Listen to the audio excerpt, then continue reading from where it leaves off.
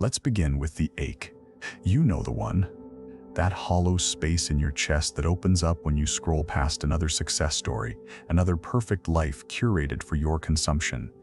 It's the feeling of being a ghost at the feast of life, watching others get crowned while you remain invisible, silent, unseen. Why does the ordinary feel like a wound? Why does quiet feel like failure? You tell yourself it's your fault, that you lack the drive, the talent, the spark. But what if that pain isn't a personal failing? What if it's a symptom of a sickness, a silent epidemic of the soul, a poison you've been drinking your entire life, believing it was water? You feel it. You know it. You have lived it. This feeling is not a defect. It is a signal. The signal is pointing to a single, foundational lie, the most dangerous lie of the modern world. The lie that everyone is destined for greatness, and that an ordinary, quiet life is a failed one. This isn't just a bad idea. It's a psychological prison, meticulously constructed around you since birth. Its bars are invisible. Its walls are made of your own hopes and fears. It promises you a crown while putting you in chains. But there was a man who saw this prison, a man who refused to drink the poison. He was not an academic hiding in a university. He was a surgeon of the soul, a psychological warrior who took a hammer to the hollow idols of his time. His name was Friedrich Nietzsche. He was a prophet of uncomfortable truths, and he diagnosed our sickness over a century ago. So let me be clear, this is not a comforting message. I am not here to soothe you. I am here to offer you Nietzsche's hammer. We are going to shatter the illusion. The truth will be brutal. It will be unfiltered. It will feel like a violation before it feels like a liberation. The choice is yours. Remain asleep in the beautiful prison, or awaken to the terrifying, magnificent truth of your own power. To understand the prison, you must understand its mechanism. The lie of mandatory greatness operates by hijacking your most fundamental drive. Nietzsche called it the will to power. This is not what you think it is. It is not the desire to dominate others or build empires. It is the innate, primal urge in all life to grow, to expand, to overcome resistance, to express its full force. But the system, the culture, the machine, it cannot allow you to cultivate this power for yourself. A world of truly powerful individuals is ungovernable, so it performs a neat little trick. It teaches you to outsource your will to power. It directs that incredible force away from internal self-mastery and towards a single, pathetic, external goal, the approval of the herd. You are conditioned to want what others want, to value what they value, to see success only through their eyes. This is the great deception. Your power is not your own.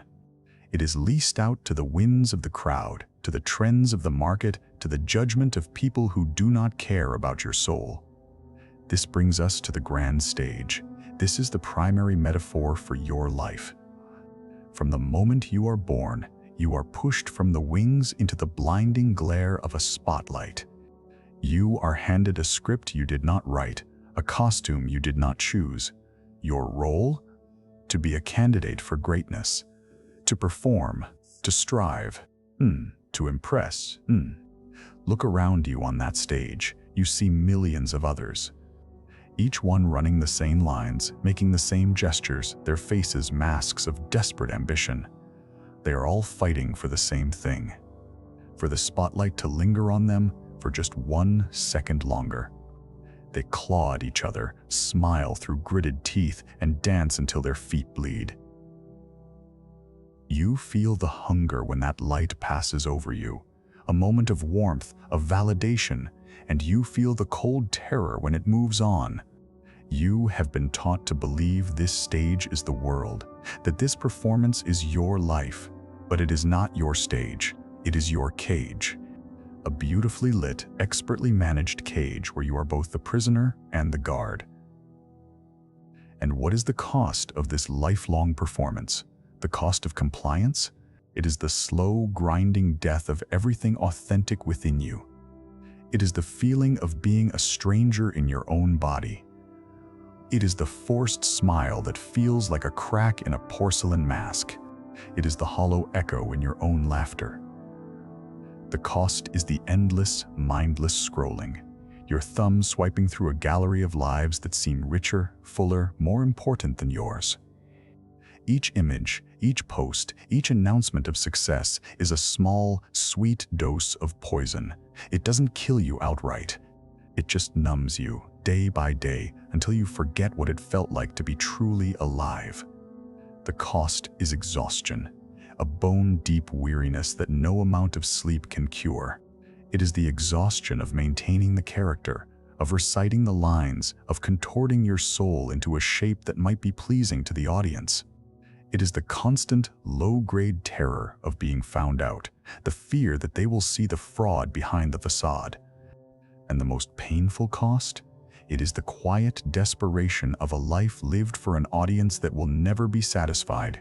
Even if the spotlight finds you, it will not stay. It will move on. The applause will fade. It will move on. The applause will fade. The silence will return. And you will be left alone on the empty stage, with nothing but the memory of a performance that cost you your soul. Now for the painful truth. Why does this lie persist? Who benefits from this global theater of anxiety?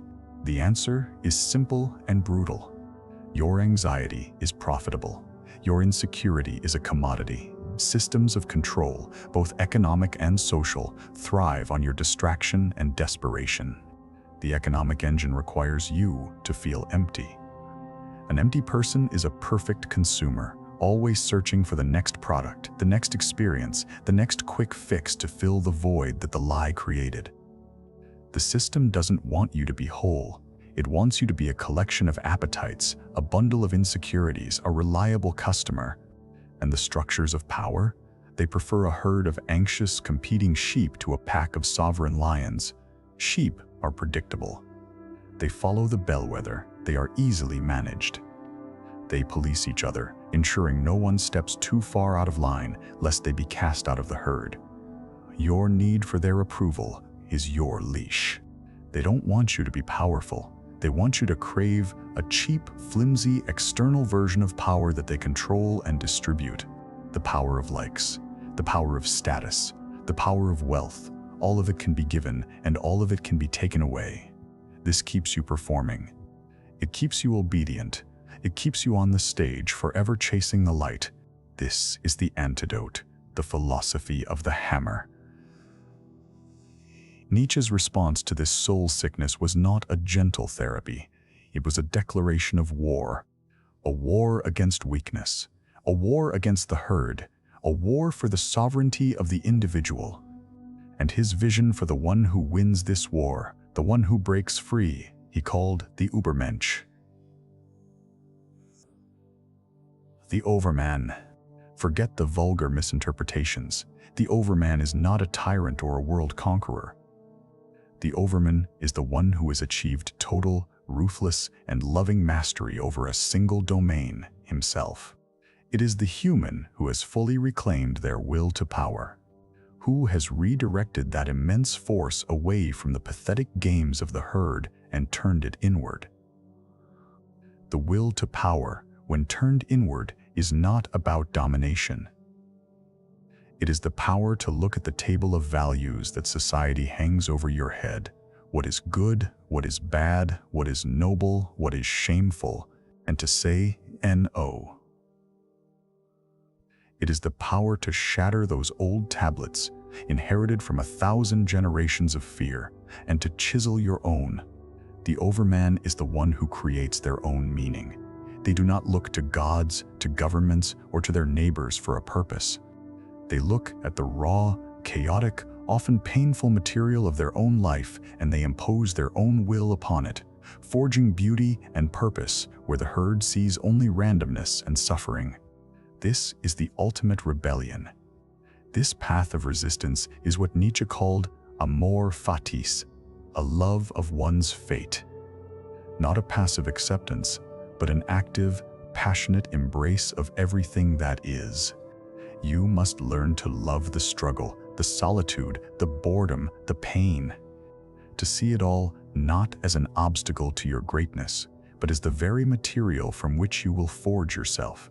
To love your fate is to say yes to your life, exactly as it is and exactly as it has been. To wish for nothing to be different, because every scar, every failure, every moment of quiet desperation was a necessary chisel strike that helped shape what you are becoming.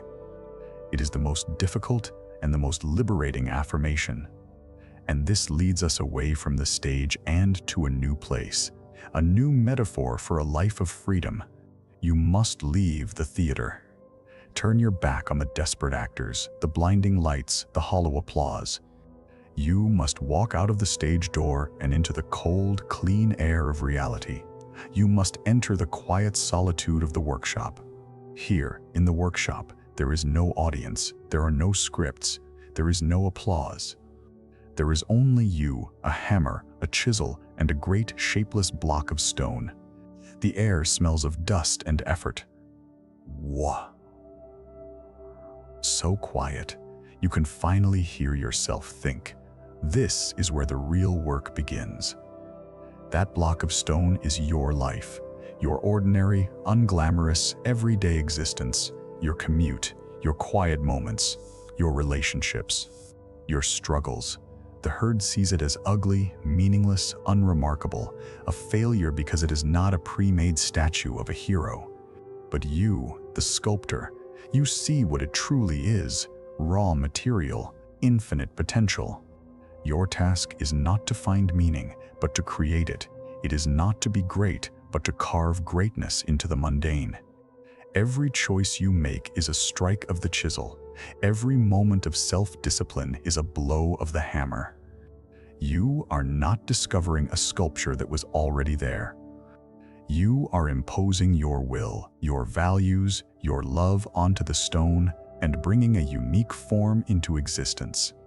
The performance on the stage was a frantic dance for others. The work in the workshop is a slow, deliberate, meditative act of creation for yourself. The stage offered the fleeting warmth of the spotlight. The workshop offers the deep, enduring fire of purpose. One is a lie of external validation. The other is the truth of internal sovereignty. But do not be mistaken, this path is not easy. Freedom has a price, and it is steep. The moment you walk off that stage, the audience will not cheer. They will jeer. They will call you a failure, a coward, a fool. They need to believe this, because your freedom is a judgment on their own imprisonment. Your courage exposes their fear. The other actors, your old friends, may see your departure as a betrayal. You have broken the unspoken rule we all pretend together. By leaving, you hold up a mirror to the absurdity of their performance. The absurdity of their performance. Many will hate you for it. You must be willing to be misunderstood. You must be willing to be reviled. And the silence of the workshop will be deafening at first. After a lifetime of noise, of clamoring for attention, the solitude will feel like an abyss.